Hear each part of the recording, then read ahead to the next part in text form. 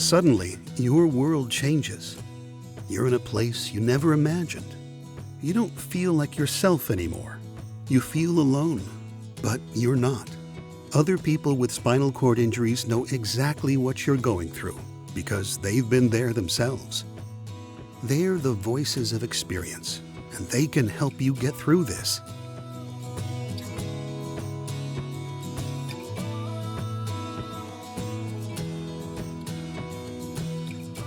If you're a man with a new spinal cord injury, you're probably wondering what sex and dating will be like now that a lot of physical things have changed. Here's what some other men have discovered. So I went through a stage where I didn't want to date. I was just, screw women, no pun intended, no literally, but just forget about that. I'm just gonna focus on this. I'm gonna be, because I can do that. I'm not even worried about that. But goddamn, women are so beautiful, and they keep coming back in your life. And then you start accepting things. And you find other ways to make things fun. I dated when I was in high school. Let's put it this way. I think having a positive attitude is rule number one. And I think, by having a positive attitude, accepting my disability, I dated a lot in high school, frequently in high school. I guess maybe I didn't have a problem meeting girls because I always had a place for them to sit right here next to me. I was challenged to date again and found out that people still like you even if you're in a wheelchair. So it was the eye-opening thing that, yeah, I can have a normal date life as well. So that's been a good adventure, I have to say. I've had a couple of girlfriends since then. It's different for sure. It's because a lot of girls, like I said, aren't sure how to start the conversation, or should I say hi? Should I flirt with this guy? I'm not sure, He's cute, but he's in a chair. I don't know what to do, It's kind of like that. And like I said, you just have to start the conversation. And if you let them know it's okay, then it'll be okay. Don't have a problem dating girls. I guess, you just have to, weed out the people that can't see past the wheelchair. Because there's always the girl that's like, oh, you're in a wheelchair, I can't date you.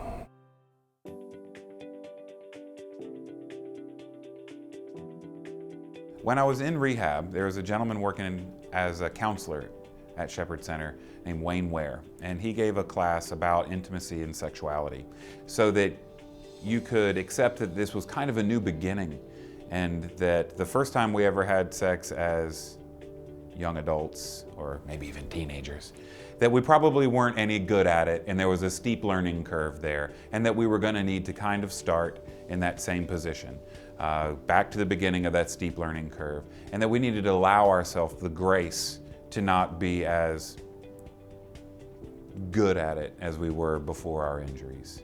And so that was really good for me.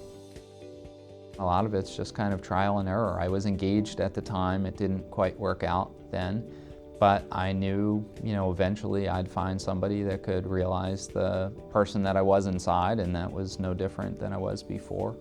And I think trial and error was the best way to try and learn. Well, as far as sex, like I say, I was a very sexually active person, and when I first woke up with the injury, the only thing I was worried about why this catheter is in me and I can't feel it. To be honest with you, being in a wheelchair just teach you something else. It's like, for one, the feelings that you get when you see somebody that you're attracted to is not physical, it's mental, because I still feel the same way. If I see somebody that I like, I still get the same urges. I just learned my way around and found out you don't need to be pouncing on somebody for somebody to be feeling good. So it's tough to kind of try to be intimate and learn at the same time because you want to be slick and cool. I was worried about what my wife might think and not being able to perform, especially as a guy. That's your number one thing. There's nothing worse than feeling like your partner's disappointed. But you know, like, whereas my wife, you know, I mean, she wanted to make sure that I was happy just as much as she wanted to make sure that, or I wanted to make sure she was happy. But definitely at first, you know, I mean, you're like, how does this all work, you know, and you're trying to figure out how to get satisfaction, and it just comes in a different way, and it's one of those things that just takes time. The education of it was the most important aspect. And when I say the education of it, it wasn't so much, all right, we're going to educate you about sex. We're going to educate you about what's happening to your body.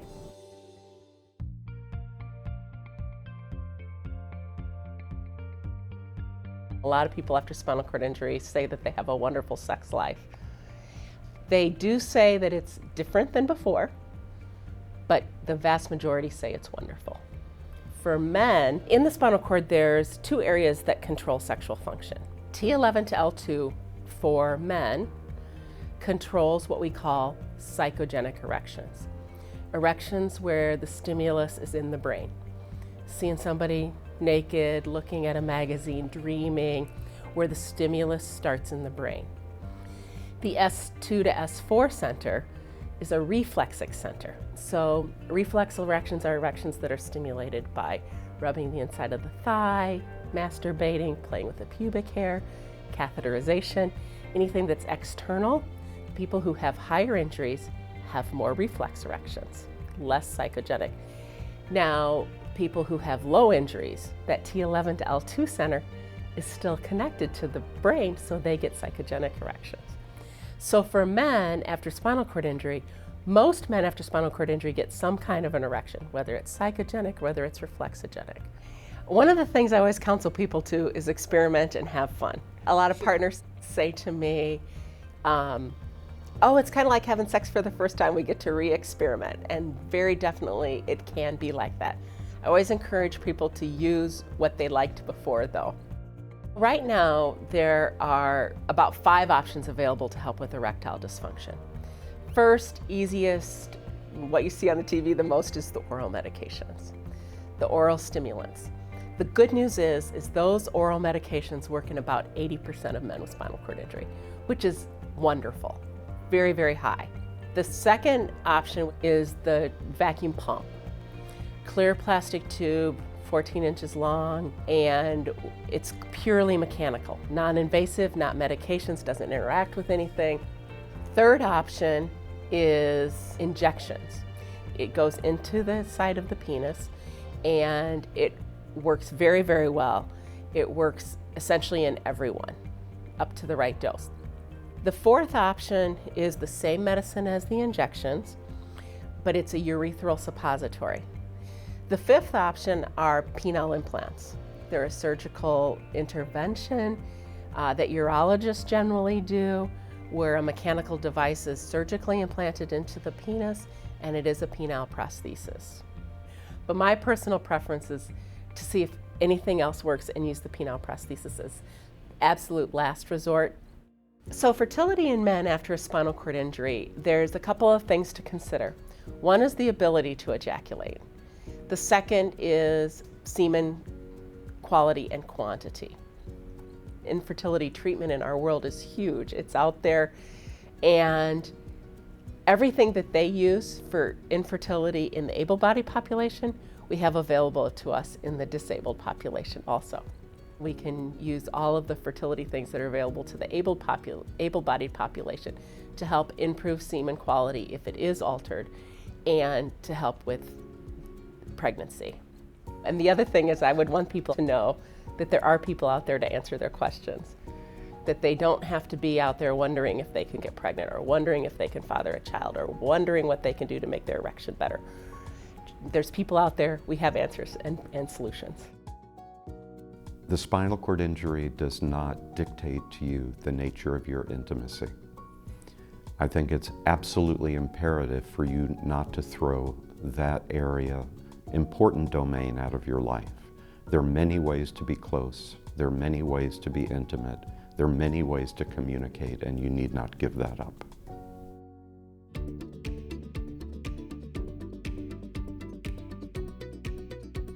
So it's so much things out there to be able to still have excitement and entertainment in the bedroom, instead of just like thinking negative. I'm in a wheelchair, so now it's gonna be boring. That's not the case. You can still have fun in the wheelchair just like you did prior to the wheelchair.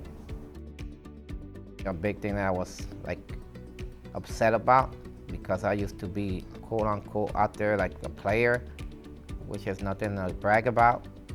And the thing is, there's a whole lot of ways of doing what you gotta do.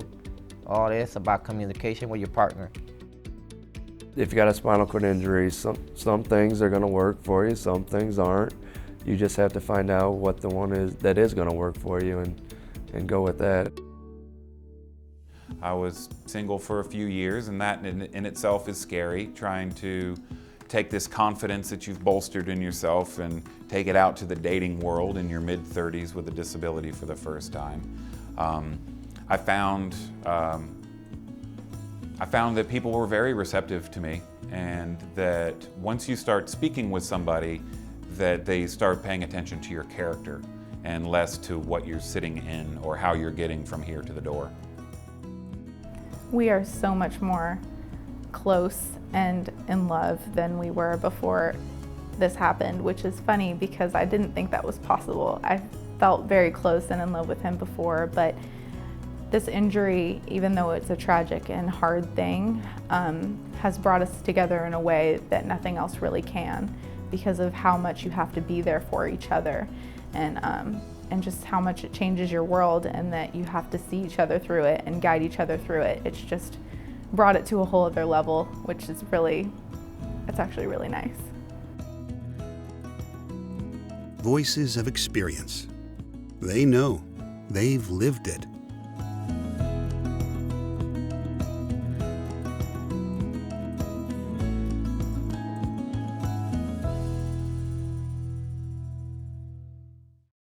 To watch and download the 10-part series, go to facingdisability.com/Voices of Experience videos.